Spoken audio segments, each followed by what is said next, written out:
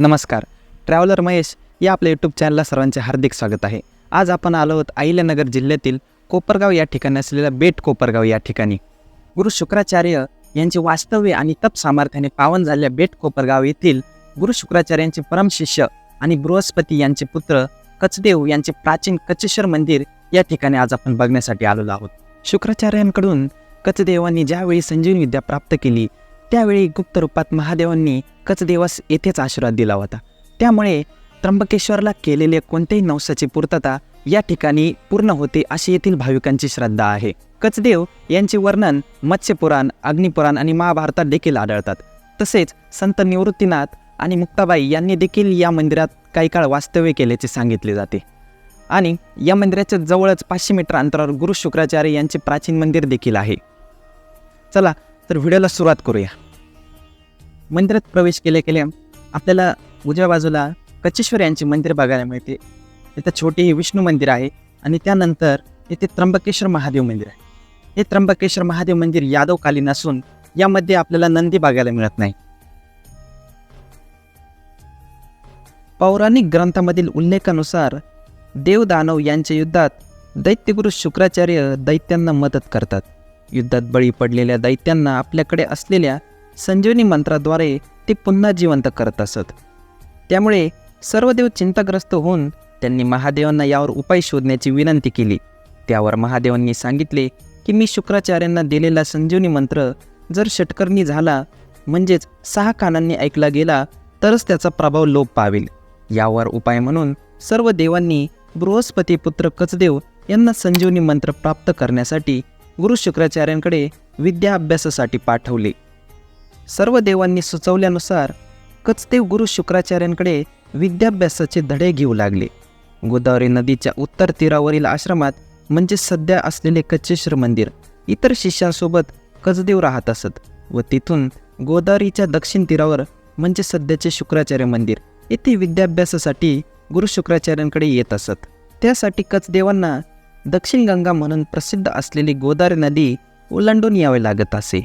नदी ओलांडून येणे धोकादायक होते ही अडचण लक्षात घेऊन गुरु शुक्राचार्यांनी कचदेवांसाठी आपल्या कोपराने गोदावरीचा प्रवाह बदलला व त्यांचा आश्रमात येण्याचा मार्ग सुकर केला. असे सांगितले जाते की गुरु शुक्राचार्यांनी हाताच्या कोपराने गोदावरीचा प्रवाह बदलल्याने या भागास कोपरगाव असे नाव पडले.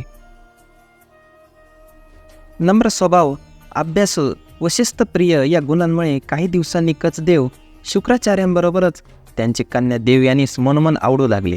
शुक्राचार्यांचा लाडका शिष्य झाल्यामुळे इतर दैत्य मात्र कचदेवाचा तिरस्कार करू लागले. अनेकदा त्यांनी कचदेवास ठार मारले, परंतु संजीवनी मंत्रामुळे शुक्राचार्य त्याला पुन्हा जिवंत करीत असत.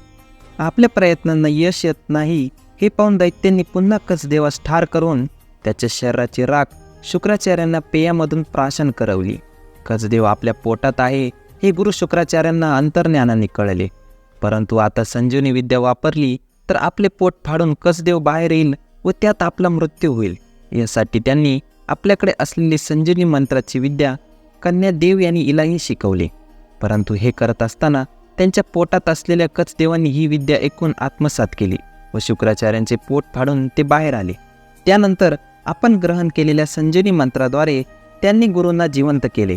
परंतु तेव्हा हा मंत्र षटकर्णी म्हणजेच शुक्राचार्य, देवयानी व कचदेव यांनी ऐकल्यामुळे शुक्राचार्यांकडील मंत्राचा प्रभाव लोप पावला. जी विद्या मिळवणे देवांनाही शक्य नव्हते ती दैत्यांच्या एका चुकीमुळे कचदेवास प्राप्त झाली. संजीवनी विद्येच्या प्राप्तीनंतर सर्व देवांनी आकाशातून कचदेवांवर पुष्पांचा वर्षाव केला. असे मानले जाते की आज जेथे कचेश्वर मंदिर आहे तेथे प्रत्यक्ष महादेव कचदेवास आशीर्वाद देण्यासाठी आले होते. कोकमठाण हद्दीत असलेल्या कचेश्वर मंदिराभोवती तटबंदी आहे. मंदिर परिसर प्रशस्त असून येथे कचेश्वर मंदिर व त्र्यंबकेश्वर मंदिर स्थित आहे. अष्टकोनी असलेल्या कचेश्वर मंदिरातील चौथऱ्यावर गुरु शुक्राचार्य व कचेश्वर या गुरु शिष्यांची लिंग स्वरूपात स्थापना केलेली आहे. कोकमठाण येथील महान संत रामदासी महाराज यांनी येथे अनेक वर्षे वास्तव्य करून धार्मिक विधी व महारुद्रयाग केला.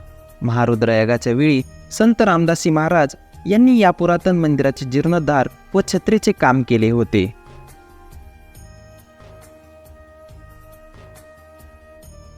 पुणतांबा येथील संत चांगदेव महाराज यांच्या समाधी सोहळ्यासाठी उपस्थित राहण्याकरता जात असताना संत निवृत्तीनाथ, बहीण संत मुक्ताई व प्रत्यक्ष पांडुरंग कचेश्वर मंदिरात 1 महिनाभर वास्तव्यास होते, असा उल्लेखही काही ग्रंथांमध्ये आहे.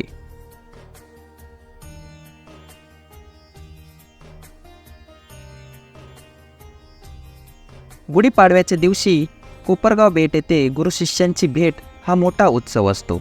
यावेळी गुरु शुक्राचार्यांच्या मंदिरातून रिकामी पालखी शिष्य कचदेवांना घेण्यासाठी या कचेश्वर मंदिरात येते. श्री कचदेव या पालखीत बसून गुरूंना सन्मानाने आपल्याकडे आणण्यासाठी जातात. शुक्राचार्य मंदिरात गुरु शिष्यांची भेट होऊन श्री कचदेवांबरोबर गुरु शुक्राचार्य कचेश्वर मंदिरात पालखीने वाजत गाजत येतात.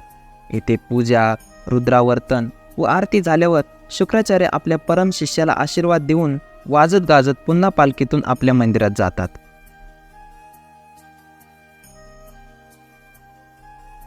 हा सोहळा अनुभवण्यासाठी येथे हजारो भाविक उपस्थित असतात. याशिवाय महाशिवरात्रीचा उत्सवही येथे मोठ्या प्रमाणात साजरा होतो. या ठिकाणी काल सर्पशांती, गृहशांती, त्रिपिंडी, नारायण नागबळी तसेच विनामुहूर्त विवाह कार्य देखील केले जातात.